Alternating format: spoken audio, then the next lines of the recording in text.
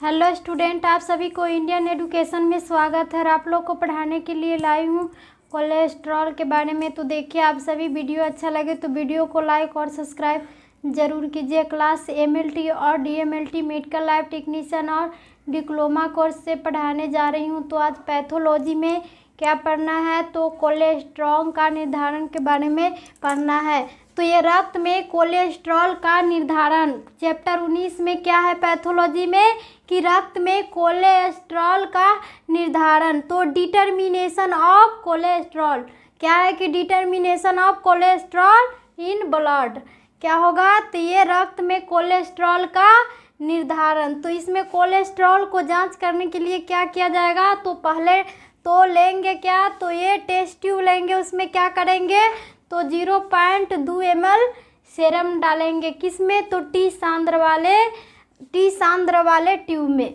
तो ये क्या है, सेचुरेटेड सॉल्यूशन वाला ट्यूब लेंगे। तो उसमें भी क्या करेंगे, तो 0.2 ml सेरम डालेंगे। इसमें क्या करेंगे कि 0.2 ml सेरम डालेंगे और 5 ml प्रोपाइल एल्कोहल और 5 ml क्या करेंगे, तो प्रोपाइल एल्कोहल डालेंगे। किसमें, तो सेचुरेटेड सॉल्यूशन स्टैंडर्ड वाला बीकर में ये डालेंगे। तो इसको क्या करेंगे, फिर हिलाएंगे। टेस्ट ट्यूब को क्या करेंगे, बीकर को तो हिलाएंगे। हिलाने पर क्या होगा, फिर इसमें स्टैंड वाला बीकर लेंगे और उसमें क्या करेंगे, तो H2SO4 6 मिनट तक डालेंगे। क्या, तो 0.2 ml H2SO4 हाइड्रोजन सल्फेट कितना डालेंगे, तो 2 ml डालेंगे और 5 ml ग्लिसरॉल एसीटिक 5 ml क्या करेंगे, तो glycerol acetic acid 5 ml glycerol acetic acid डालेंगे। प्लस में क्या होगा कि 3 ml रिजेंट भी डालेंगे। किसमें, तो एस सांद्र वाले बीकर में टेस्ट ट्यूब में। तो सामान्य रक्त में कोलेस्ट्रॉल का स्तर कितने होगी, तो सामान्य रक्त में कोलेस्ट्रॉल का स्तर 150 से 240 मिलीग्राम 100 मिली रक्त में होती है। सामान्य रक्त में कोलेस्ट्रॉल का स्तर कितना होगा, 150 से 240 मिलीग्राम 100 मिली रक्त में। तो ये कोलेस्ट्रॉल का स्तर होगा 150 से 240 मिलीग्राम 100 मिली ब्लड में। तो अब करेंगे क्या कि टी परीक्षण विलयन की सांद्रता वाला क्या करेंगे, तो बीकर लेंगे। उसमें क्या होगा कि ये बुलबुले की तरह निकलेगा और स्टैंडर्ड वाला सॉल्यूशन स्टैंडर्ड वाला बीकर लेंगे। उसमें क्या होगा कि यह प्रौढ़ावस्था में 300 मिलीग्राम प्रौढ़ावस्था में क्या होती है कि 300 मिलीग्राम 100 मिली रक्त तक पहुंच जाती है। प्रौढ़ावस्था में 300 मिलीग्राम 100 ml क्या है कि रक्त में ब्लड में पहुंच जाएगी। तो ये बैठ जाने पर क्या होगा, इसमें सांद्र में, तो ये बैठ जाने पर 6 मिनट पर क्या करेंगे, तो कोलेस्ट्रॉल करेंगे। क्या करेंगे, तो क्लोरोमीटर में डालकर इसको गणना करेंगे। क्या करेंगे, तो क्लोरोमीटर में डालकर गणना करेंगे कि कितना है। तो ये 100 ml सांद्रता में क्या होगा कि 80/S गुने 200 क्या होगा, 80/S गुने 200 ये क्या होगा 100 ml सांद्रता में ये फार्मूला होगा। तो 80 क्या है कि 80 बराबर क्या होगा, तो ये परीक्षण विलयन की सांद्रता होगा। 80 को कहेंगे विलयन की सांद्रता, परीक्षण विलयन की सांद्रता। और एस के क्या कहेंगे, तो 80 को हो गया परीक्षण विलयन का और एस को मान क्या होगा, तो एस किसको कहेंगे, तो एस स्टैंडर्ड विलयन की अवशोषित को कहेंगे। स्टैंडर्ड विलयन को अवशोषित को क्या कहेंगे, तो एस को कहेंगे। और 200 मान को क्या कहेंगे, तो ये 200 क्या होगा, तो ये स्टैंडर्ड की मिलीग्राम 100 मिली सांद्रता में होगा और 200 स्टैंडर्ड विलयन की क्या होगी, तो ये 100 मिलीग्राम में ये सांद्रता की मान होगी। तो वसा, दूध, अंडे और जर्दी, वसा, दूध, अंडे और जर्दी रक्त तंत्रिका ऊतक और अकृत या जिगत पित्त या बाइल गुर्दों, और क्या है कि बाइल गुर्दों या एड्रिनल ग्रंथियों में विद्यमान रहेगा। ये सभी किस ग्रंथियों में विद्यमान रहता है? तो ये वसा, दूध, अंडे, जर्दी और रक्त और तंत्रिका और लीवर या जिगत पित्त या गुर्दे या बाइल गुर्दे या एड्रिनल ग्रंथि, ये सभी क्या होगा? तो ये विद्यमान रहेगा। तो ये पित्ताशयमणियों और धमनियों को एथेरोमा में पाया जाएगा। यह कहाँ पर पाया जाता है? जर्दी या दूध या वसा या तंत्रिका या लीवर या पित्त या बाइल गुर्दे या एड्रिनल ग्रंथियों। तो ये पित्ताशयमणियों और धमनियों के एथेरोमा में पाया जाएगा। ये कोलेस्ट्रॉल यूरिया, जब कोलेस्ट्रॉल यूरिया किसको कहेंगे? तो ये जब मूत्र में कोलेस्ट्रॉल की विद्यमानता होती है, जब मूत्र में क्या होगा कि कोलेस्ट्रॉल की विद्यमानता होती है, तब इस अवस्था को क्या कहेंगे? तो कोलेस्ट्रॉल यूरिया कहते हैं। तो ये जब मूत्र में कोलेस्ट्रॉल की विद्यमानता होगी तब इस अवस्था को कोलेस्ट्रॉल यूरिया कहते हैं। तो दूसरा नंबर क्या है कि कोलेस्ट्रोसिस। अब कोलेस्ट्रोसिस किसको कहते हैं? तो कोलेस्ट्रोसिस जब कोलेस्ट्रॉल ऊतकों में, जब कोलेस्ट्रॉल क्या होगा कि ऊतकों में असामान्य रूप से जमा हो जाता है। जब कोलेस्ट्रॉल ऊतकों में क्या होगा कि असामान्य रूप से जमा हो जाएगा, ऊतकों में असामान्य रूप से क्या हो जाएगा? कोलेस्ट्रॉल तो जमा हो जाता है, तब इस दशा को ही कोलेस्ट्रोसिस कहते हैं। इस दशा को क्या कहेंगे? तो कोलेस्ट्रोसिस कहेंगे। तो क्या होगा कि ऊतक में ये कोलेस्ट्रॉल जमा हो जाती है, तो कोलेस्ट्रोसिस कहते हैं। तो ये क्या है कि एक में यह संतृप्त वसा, अंडे और जर्दी, यह संतृप्त किसमें? तो वसा, अंडे और जर्दी आदि सेवन से बढ़ जाती है। या किसके सेवन से बढ़ जाती है?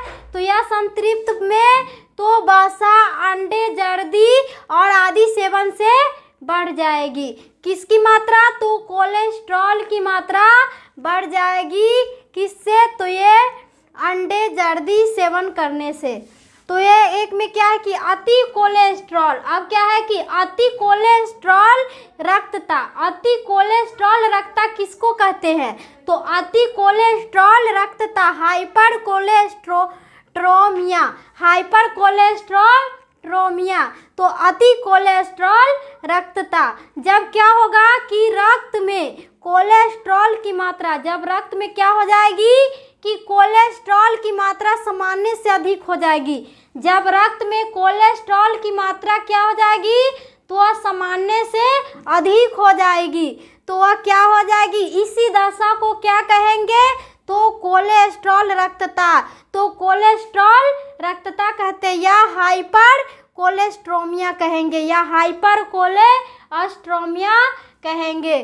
तो ये दूसरा नंबर क्या है कि अल्प कोलेस्ट्रॉल रक्तता। अब क्या है? अति कोलेस्ट्रॉल। अब क्या है दूसरा में? तो अल्प कोलेस्ट्रॉल रक्तता किसको कहेंगे?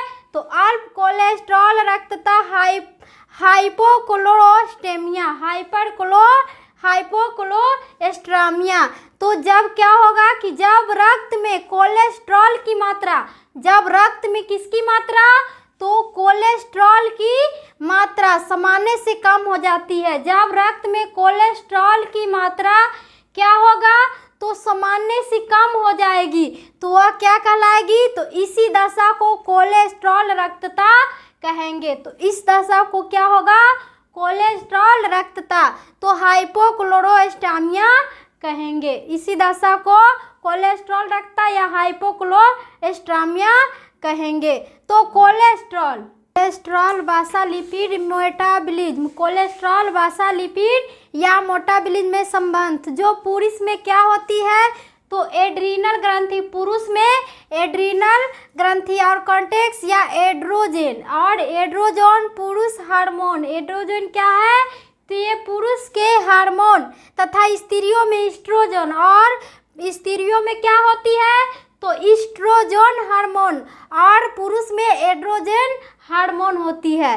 तो यही हार्मोन स्त्रियों में एस्ट्रोजन हार्मोन उत्पन्न होते, किसमें, तो कोलेस्ट्रॉल वसा लिपिड के कारण। तो ये कोलेस्ट्रॉल का चिकित्सीय महत्व क्या होगा, तो कोलेस्ट्रॉल का चिकित्सीय महत्व क्या होगा, तो ये निम्नलिखित रोगों में रक्त की कोलेस्ट्रॉल की मात्रा बढ़ जाती है। निम्नलिखित रोगों में क्या हो जाती है, तो ये कोलेस्ट्रॉल की मात्रा बढ़ जाती है। तो किस किस में, किस रोगी में या पेशेंट में हो जाएगी ये बीमारी, तो ये डायबिटीज की मेलाइटस या डायबिटीज, पहला नंबर क्या है कि डायबिटीज के मेलाइटस या मधुमेह, डायबिटीज के किस में, तो मेलाइटस या मधुमेह की बीमारी में कोलेस्ट्रॉल की मात्रा बढ़ जाती है। और दूसरा नंबर क्या है कि निफ्रोसिस, और दूसरा नंबर क्या है, तो निफ्रोसिस में भी कोलेस्ट्रॉल की मात्रा बढ़ जाएगी। और तीसरा नंबर क्या है, तो लिपिडोसिस,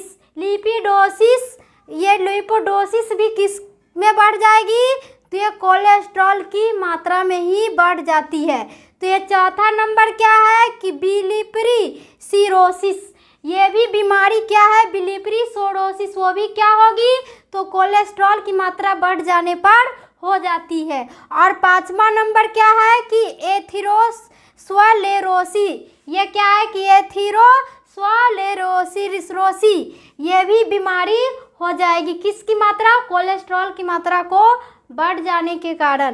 तो ये छठा नंबर क्या है, तो लाइपोप्रोटीनीमिया, ये क्या है कि लाइपोप्रोटीनीमिया, ये भी किसकी मात्रा, कोलेस्ट्रॉल की मात्रा को ही मानव के शरीर में बढ़ जाने से हो जाती है। सातवां नंबर क्या है, तो मोटापा, ये सातवां नंबर कौन बीमारी, मोटापा भी उत्पन्न किसके कारण होगा, तो कोलेस्ट्रॉल के बढ़ जाने से ये होगी।